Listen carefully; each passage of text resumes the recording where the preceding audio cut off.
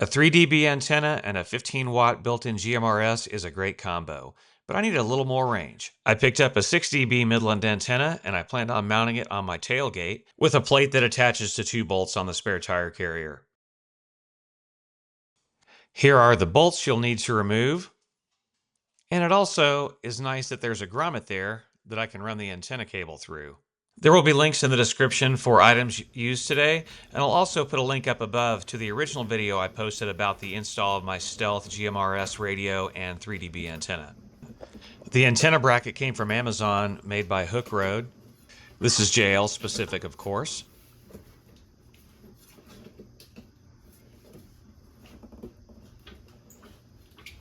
The cable is a Midland 20-foot NMO cable, like what came with my Micromobile MXT275. I also picked up a waterproof screw-on cap with an O-ring in case I ever need to have the antenna removed and I don't want it getting wet. The antenna is the 6 dB Midland MXTA26. This is a super easy project and I've recruited my son to help me. Now that the tire's off, you can see what you have to work with. There are the bolts you need to remove. And this is a 32-inch antenna, which will barely stick up above the Jeep. This is tuned to GMRS at 462 megahertz.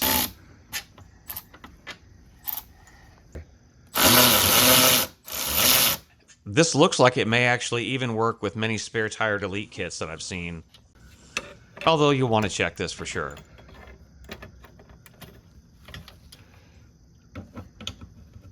Now that that's in, you can see the mount fits pretty flush to the tailgate reinforcement plate, and it doesn't stick out as far as the little bumper for the spare tire does. About 1.5 inches on the top, about 2 inches on the bottom.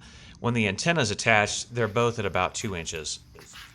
You can use a panel tool to pull off this little trim panel on the inside of the tailgate to access where you're going to run your wires from outside. This panel snaps into some little green clips, but be careful as you do this because the black tabs attached to this trim panel can snap off in the process.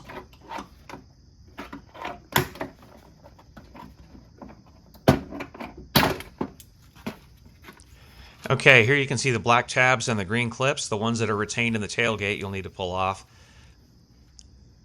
And they just slide onto the black tabs. These are the tabs that can break or deform, and they're found throughout the trim on your Jeep. The grommet that we're going to remove to run the wire through is located behind this panel. It's not these things. Those are the bumpers for the spare tire. Go ahead and pull those green things out.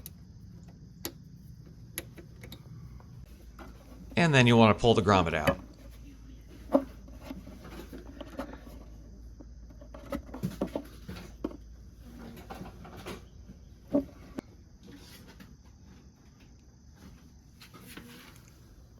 And the antenna wire will have to go in here and kind of around a little corner to come out back here on the inside. The Midland cable is really nice because you can actually unscrew the end of the connector that makes fishing this wherever you're going to run it really easy. So just unscrew that, and that's what you have to run through. Nothing bulky. It's actually barely bigger than the wire itself. I drilled a very small hole in that grommet and pushed the wire through. I don't think there's going to be any need to seal it with RTV or anything like that. It is an absolute great seal. Pulling the kinks out of the wire is handy, makes it easier to run. And also you don't want this wire to stay kinked because you can break the copper conductor in the center of this cable.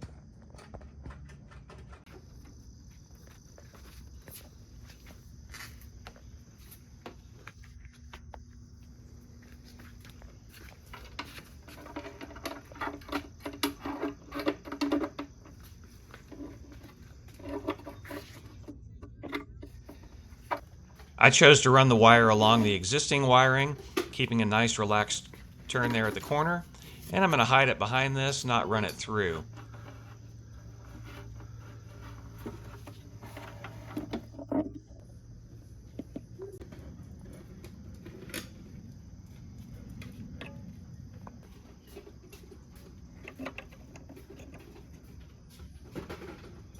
And of course you'll need to attach the antenna cable to the mount.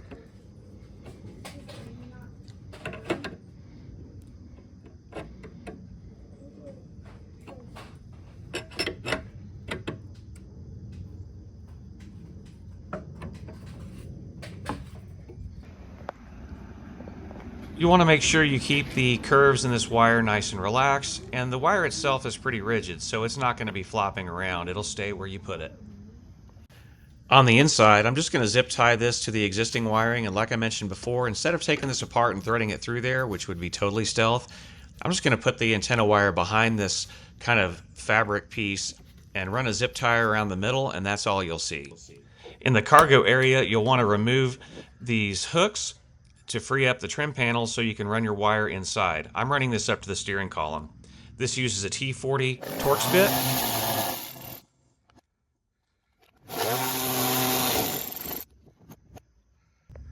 One thing to keep in mind is once you remove this side piece, the little flap in the cargo area is just sandwiched between those two pieces where the hooks are.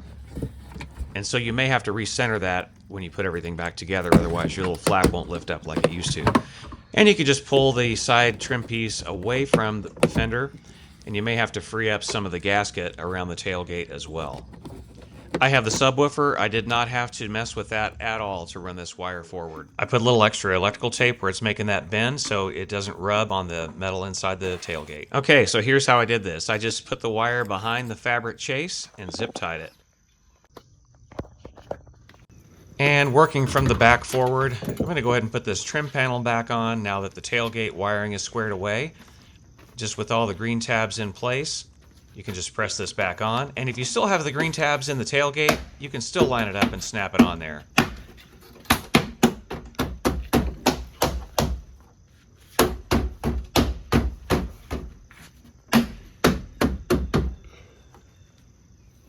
Moving forward, you'll just want to tuck the wire in as you go, making sure not to kink it. And as you move into the back seat compartment, make sure that wire is not going to get pinched by the seat folding mechanism.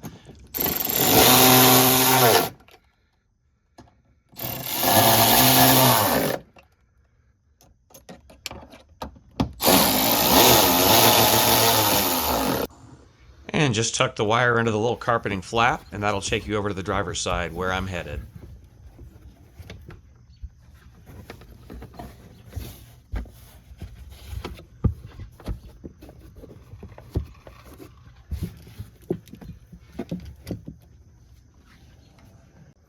Going forward to the seats, you can just press the wire in behind the trim panels. No need to remove those. You're going to go up and then over. And actually my radio is under the column there. And now that you run the wire, you'll need to screw it back together and screw it to your radio.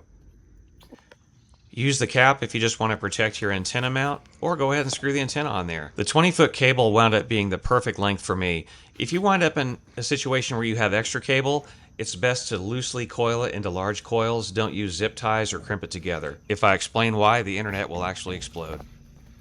And there you go. Barely taller than the Jeep, and the little spring base allows this thing to flip back and forth, although not enough to smack into the window. This antenna does kind of give off that 90s cell phone antenna vibe. If you know, you know. And it should clear your spare tire no problem. So I decided to leave my stealth antenna on the hood. Not sure if I'll ever use it again, but it still has a wire coiled up next to the radio under the steering column. But it's there. If I ever want to do a dual setup with GMRS in the front and make this a ham radio in the back, of course I'll need to probably get a different antenna, but at least I'll have the wire and everything else in place.